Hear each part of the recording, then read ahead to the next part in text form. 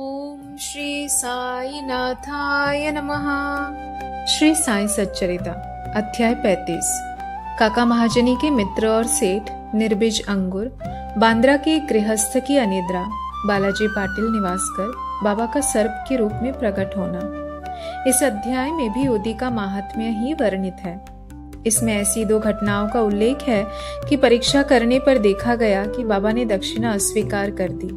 पहले इन घटनाओं का वर्णन किया जाएगा। आध्यात्मिक विषयों में सांप्रदायिक प्रवृत्ति उन्नति के मार्ग में एक बड़ा रोड़ा है। निराकारवादियों से कहते सुना जाता है कि ईश्वर की सगुण उपासना केवल एक भ्रम ही है और संतगण भी अपने सदृश ही सामान्य पुरुष हैं। इस कारण उनकी चरण वंदना कर उन्हें दक्षिणा क्यों देनी चाहिए। अन्य पंथों के अनुयायियों का भी ऐसा ही मत है कि अपने सद्गुरु के अतिरिक्त अन्य संतों को नमन तथा उनकी भक्ति नहीं करनी चाहिए। इसी प्रकार की अनेक आलोचनाएं साईं बाबा के संबंध में पहले सुनने में आया करती थी तथा अभी भी आ रही है। किसी की कथन था कि जब हम शिरडी गए तो बाबा ने हमसे दक्षिणा मांगी। क्या इस भांति दक्षिणा ऐंठना एक संत के लिए शोभनीय था? जब वे इस प्रकार आचरण करते हैं तो फिर उनका साधु धर्म कहाँ रहा?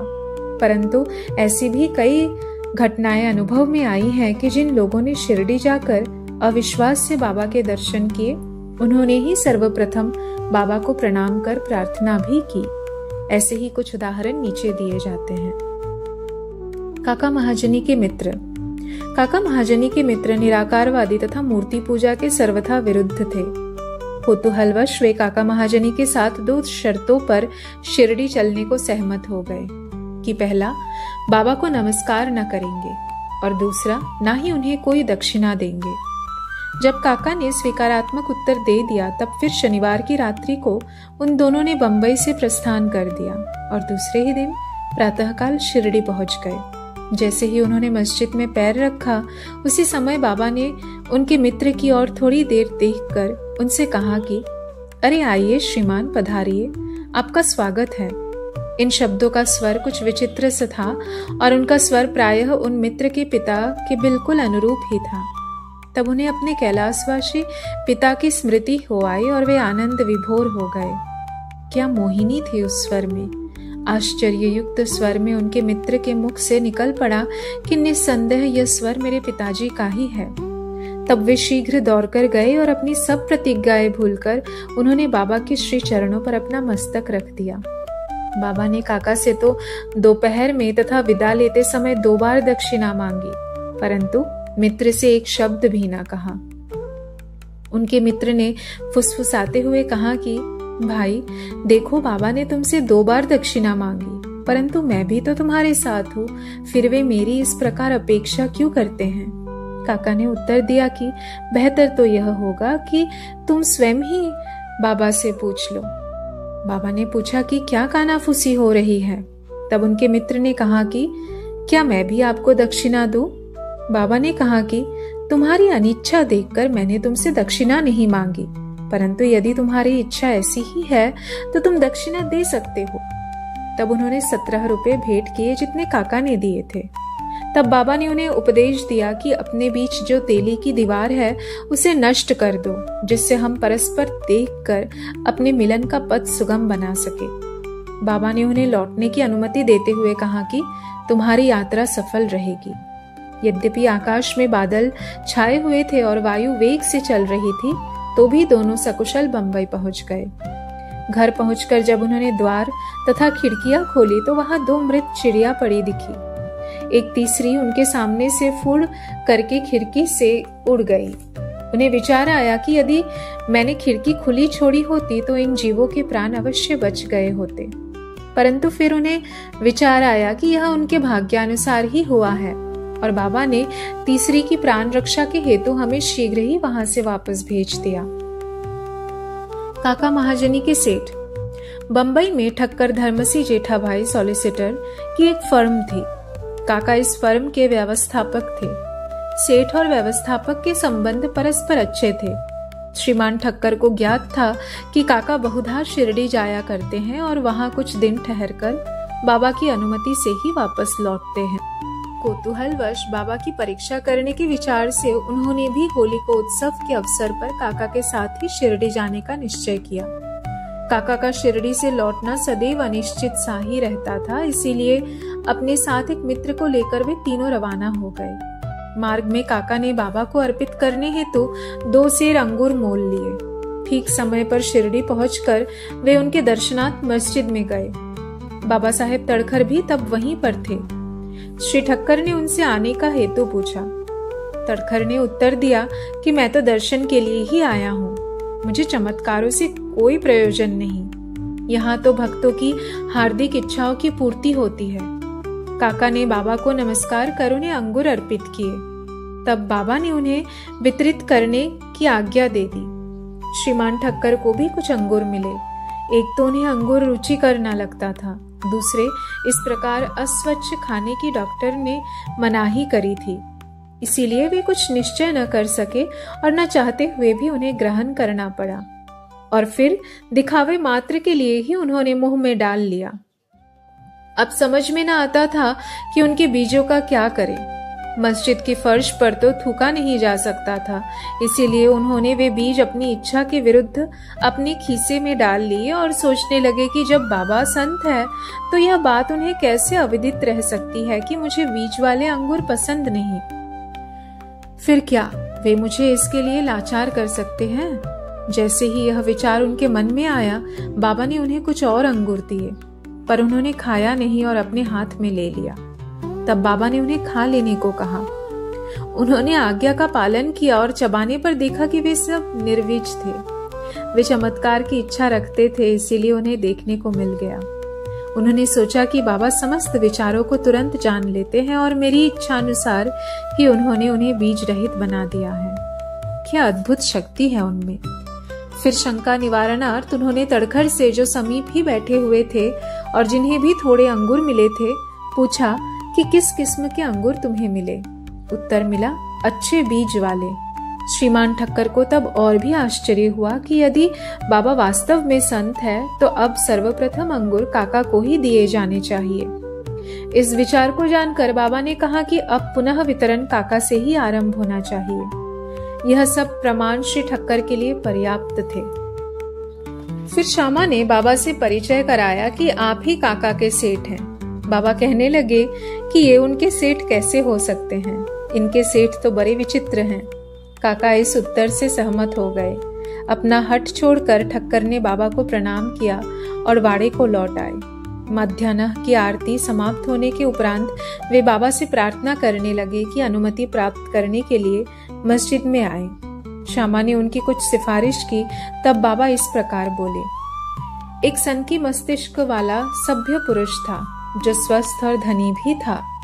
शारीरिक तथा मानसिक व्याथाओं से मुक्त होने पर भी वह स्वतः ही अनावश्यक चिंताओं में डूबा रहता और व्यर्थ ही यहाँ वहां भटक कर अशांत बना रहता था। कभी वह स्थिर और कभी चिंतित रहता था। उसकी ऐसी स्थिति देखकर मुझे दया आ गई और मैंने उससे कहा कि कृपया अब आप अपना विश्वास एक इच्छित स्थान पर स्थिर कर ले। इस प्रकार व्यर्थ भटकने से कोई लाभ नहीं। शीघ्र ही एक निर्दिष्ट स्थान चुन लो। इन शब्दों से ठक्कर की समझ में तुरंत आ गया कि यह सर्वथा मेरी ही कहानी है। उनकी इच्छा थी कि काका भी हमारे साथ ही लौटे। बाबा ने उनका ऐसा विचार जानकर काका को सेठ के साथ ही लौटने की अनुमति दे दी।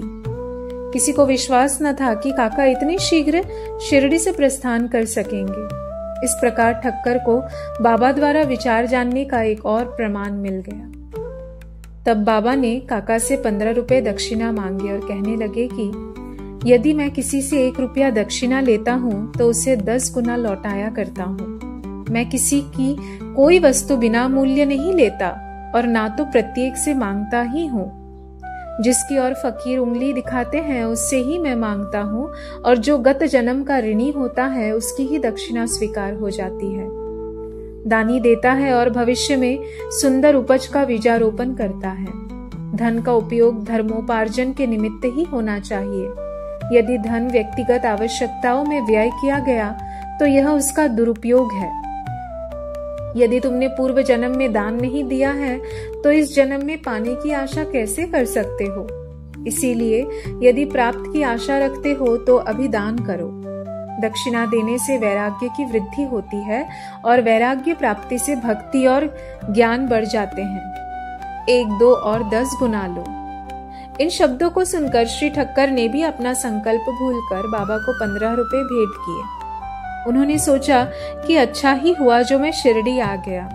यहाँ मेरी सब शंकाएं नष्ट हो गई और मुझे बहुत कुछ शिक्षा प्राप्त हो गई। ऐसे विषयों में बाबा की कुशलता बड़ी अद्वितीय थी।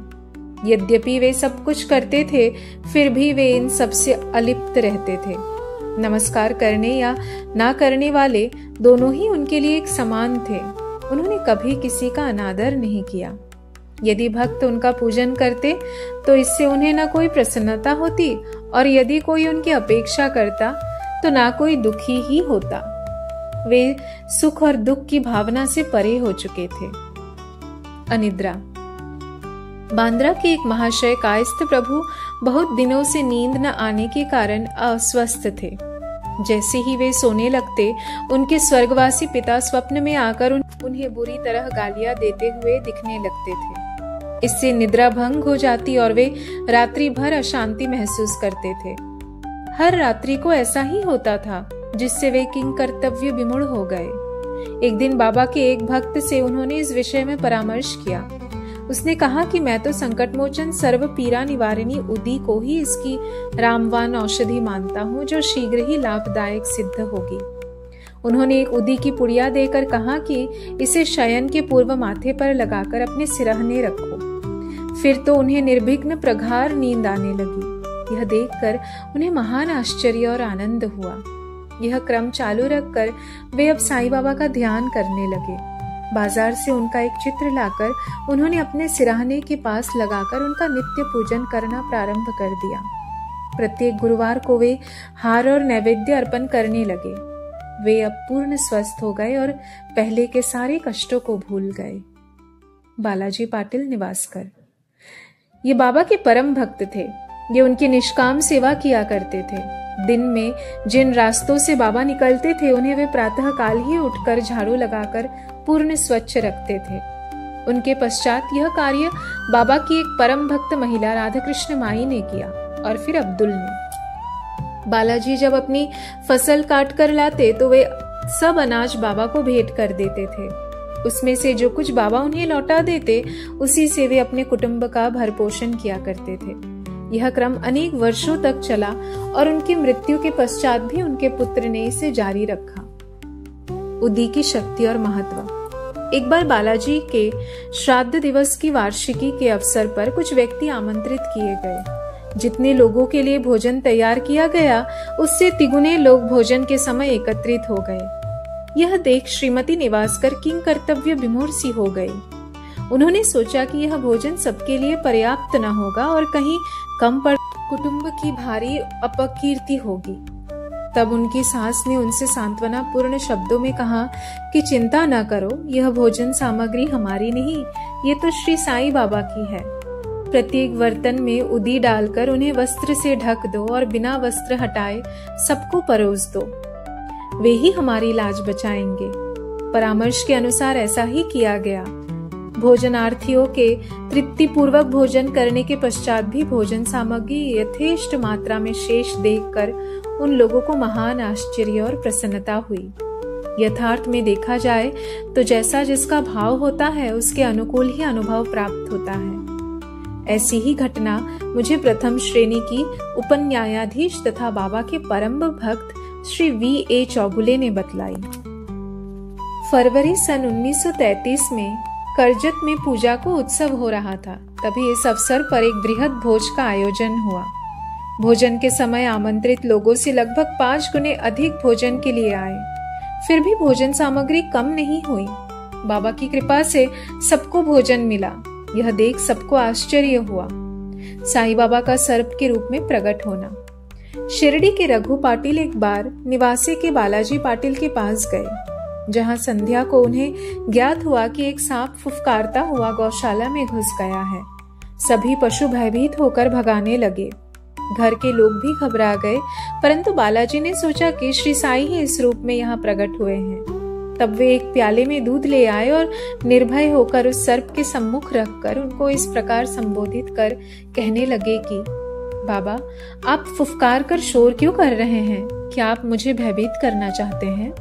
यह दूध का प्याला लीजिए और शांतिपूर्वक पी लीजिए। ऐसा कहकर वे बिना किसी भय के उसके समीप ही बैठ गए। अन्य कुटुंबजन तो बहुत घबरा गए और उनकी समझ में ना आ रहा था कि अब वे क्या करें। थोड़ी देर में ही सर्प अदृश्य हो गया और किसी को भी पता न चला कि वह कहाँ गया। गौशाला में सर्वत्र देखने पर भी वहां उसका कोई चिन्ह ना दिखाई दिया। श्री सद्गुरु साईनाथ अर्पणमस्तु। शुभम भवतु।